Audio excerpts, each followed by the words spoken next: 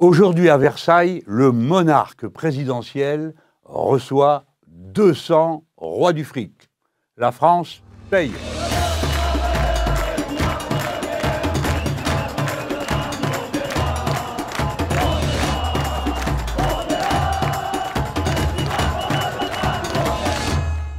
Aujourd'hui à Versailles, mais pourquoi à Versailles? Le président de la République a invité 200 grands patrons pour les inciter à investir en France. Moi, je serais actionnaire d'une de ces 200 boîtes, je me poserais des questions. Qu'est-ce qu'on doit penser d'un patron qui se laisserait convaincre d'investir de l'argent en France simplement parce qu'on l'a reçu dans un beau palais?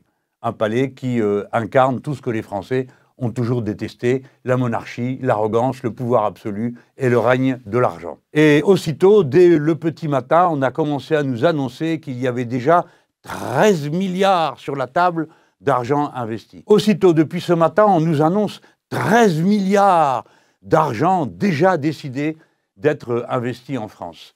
Et chacun dit aller de son petit commentaire élogieux pour celui qui a réussi à faire débourser ces 13 milliards.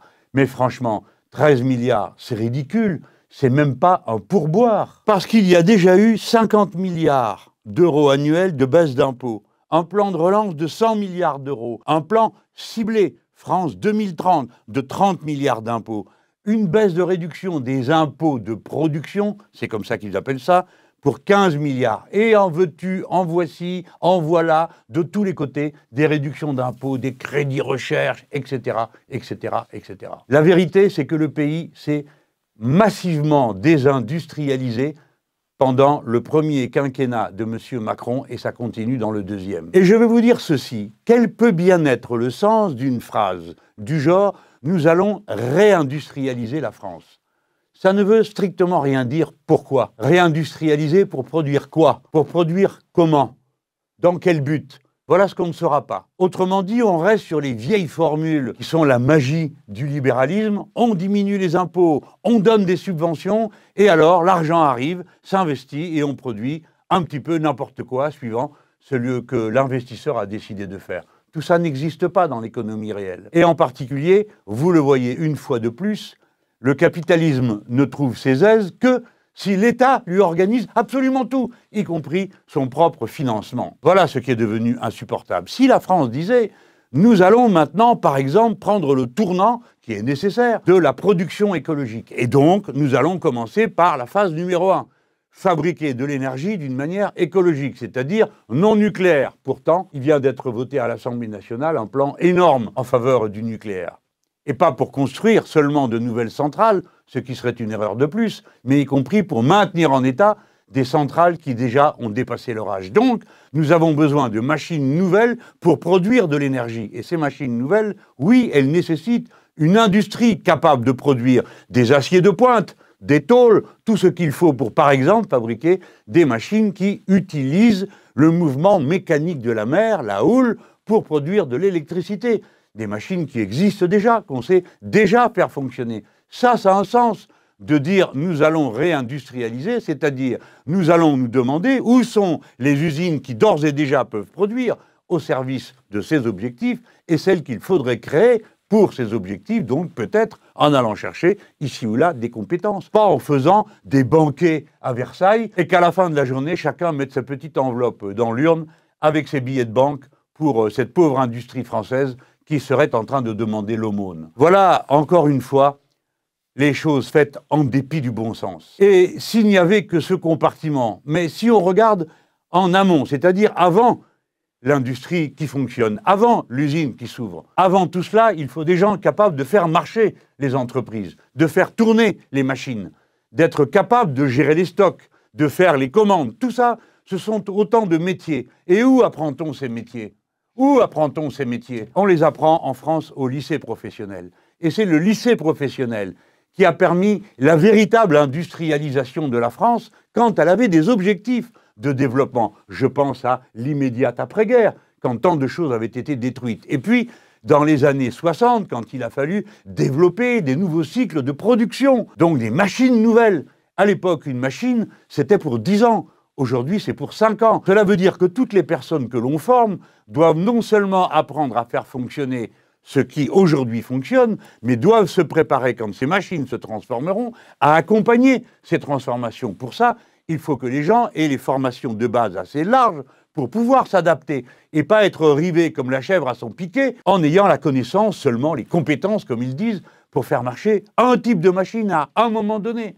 Non, les métiers de nos jours sont tous des sciences pratiques. Ils ont tous un contenu de plus en plus élaboré. Et donc, pour être un bon ouvrier sur telle ou telle machine, il faut avoir des connaissances en mathématiques, en physique, en chimie, etc., etc. Et bien sûr, en littérature. Pour tant de métiers, plus la formation générale est importante, meilleure est la personne qui ensuite est capable de faire fonctionner la production. Personne n'a jamais pu s'émanciper de cette règle. Quand le niveau technique monte, ceux qui doivent être formés doivent être élevés au niveau technique. Et à partir de là, il y a des choses qui sont décidées dans les bureaux qui n'ont aucun sens. Par exemple, j'ai entendu dire qu'on allait supprimer des formations parce qu'elles ne permettent pas, au lycée professionnel, de s'insérer dans l'emploi. Ce n'est pas vrai. Il faut regarder de quelle formation on parle. Prenons un exemple. Autrefois, lorsque vous aviez une formation de secrétaire, c'était souvent un métier féminin.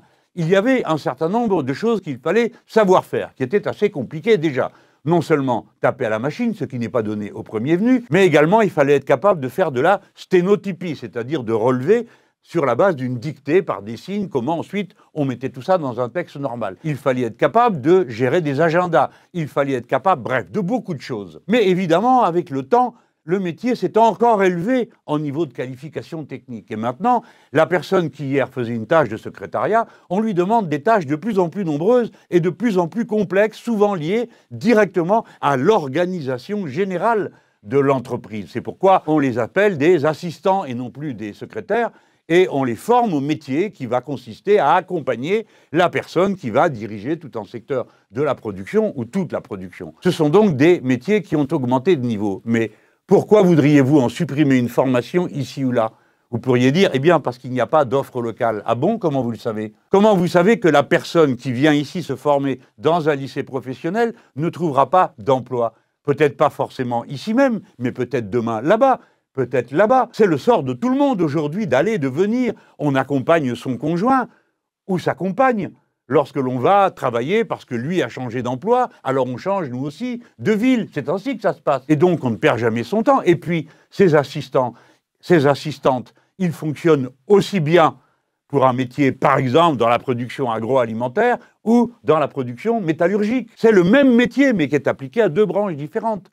De la même manière, j'ai entendu dire une fois qu'on voulait supprimer une formation de moteur que l'on met sur les bateaux. Et on m'a dit, eh bien c'est normal parce qu'il n'y a pas de bateau dans ce secteur. Eh bien déjà, commençons par dire une chose. S'il y avait un lycée professionnel maritime dans chaque département qui fait face à l'océan ou à la mer, on aurait fait un grand progrès. Ce n'est pas le cas aujourd'hui. Figurez-vous que faire fonctionner un moteur de bateau, c'est juste faire fonctionner un moteur comme un autre, sauf qu'il est appelé à fonctionner dans un milieu amphibie. La différence va donc porter sur une partie de la qualification à propos de ce moteur, pas sur la totalité, parce que sur 90%, c'est la même chose, quel que soit le type de moteur. Mais sur 10%, c'est adapté particulièrement à la navigation maritime. Donc méfions-nous de ces gens qui ne connaissent rien à la pratique des métiers, mais prétendent que ceci ou cela ne sert plus à rien. Parce que ce n'est pas vrai. Il n'est pas vrai que des professeurs et des filières aient été affectés à préparer des choses qui n'existent pas. Des fois, j'ai entendu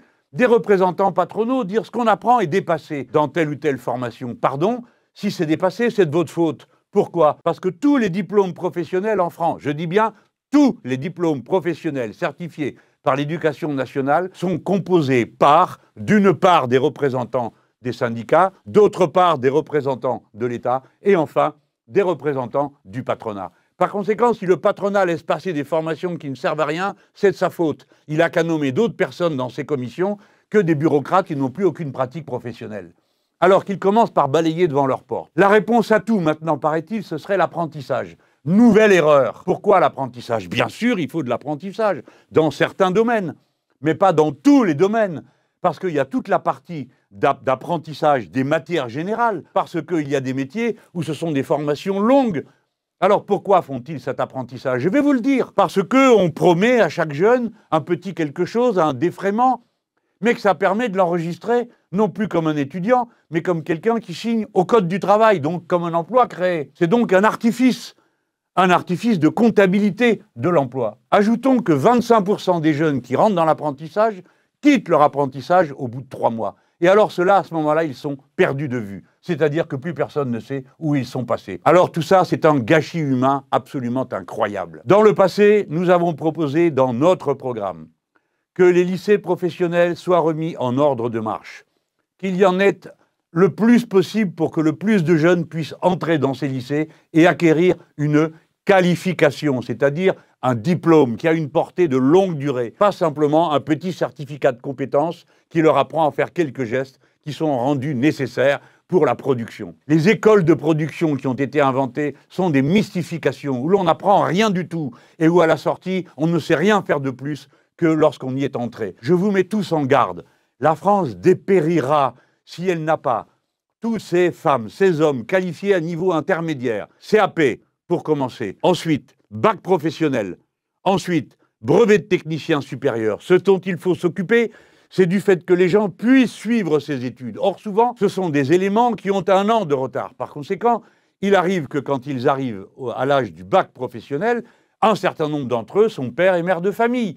Et c'est bien que ce soit comme ça. Il faut leur permettre de vivre et non pas les obliger d'être la journée à apprendre un métier et la nuit, la soirée, les week-ends, continuer à aller au travail pour pouvoir gagner sa vie et pouvoir retourner le lundi au lycée. Tout ça est injuste. Tout ça concerne la masse de la jeunesse populaire. Savez-vous que la moitié de la jeunesse en âge d'aller dans l'enseignement secondaire, la moitié, est soit dans les filières technologiques, soit dans les filières professionnelles, soit dans l'apprentissage. Et ceux qui passent par le lycée professionnel représentent au total 1/3 de la jeunesse qui est en âge d'aller dans des études secondaires. Cette jeunesse, c'est elle qui porte sur son dos toutes les productions que demain il faudra faire. Regardez bien ce qu'a décidé M. Macron et ses prédécesseurs, c'est-à-dire lui-même dans le mandat précédent. Autrefois, on faisait un bac pro en 4 ans, pas parce qu'on avait du temps à perdre, mais parce que c'était le seul moyen qu'on avait de faire bien les choses pour arriver au bac professionnel. Ils l'ont réduit à 3 ans en disant « ça dure trop longtemps ». Et sur ces 3 ans, ils ont mis 1 année où on examine les métiers. Je ne sais pas quelle tête d'œuf a trouvé une idée pareille. Par exemple, dans le bâtiment, on examine les métiers. Pendant 1 an, s'il vous plaît, qu'est-ce que ça peut bien vouloir dire ? Figurez-vous que faire le gros œuvre, c'est-à-dire construire les murs ou les peindre, c'est 2 métiers qui n'ont rien à voir. Et ce sont des métiers du bâtiment. On va passer 1 an, observer ça. Et maintenant, sur les 2 ans qui restent, 1 année va être consacrée la moitié du temps à des stages en entreprise. Alors quand, sur 3 ans, le jeune homme, la jeune femme va avoir le temps d'apprendre réellement et sérieusement le métier? Quand allez-vous apprendre en 1 an et demi à avoir un bac professionnel, par exemple, de maintien des systèmes automatisés, qui est d'une extrême complexité, ou de métallurgie? Si on veut réindustrialiser, pour ça, il faut avoir une main-d'œuvre de haut niveau. Et si vous voulez avoir une main-d'œuvre de haut niveau, eh bien, il faut la payer, il faut la préparer, il faut la bichonner, il faut la choyer, et non pas la brutaliser et l'entraîner dans des voies sans issue. Voilà ce que j'ai à dire à propos de la comédie que je vois se dérouler aujourd'hui à Versailles. Notre pensée doit se tourner vers les enseignants des lycées professionnels qui ont réussi cet exploit de porter la France au plus haut niveau de la technologie industrielle, et vers les jeunes gens qui sont dans ces filières et qui sont notre avenir commun, parce que c'est eux qui vont le porter sur leur dos.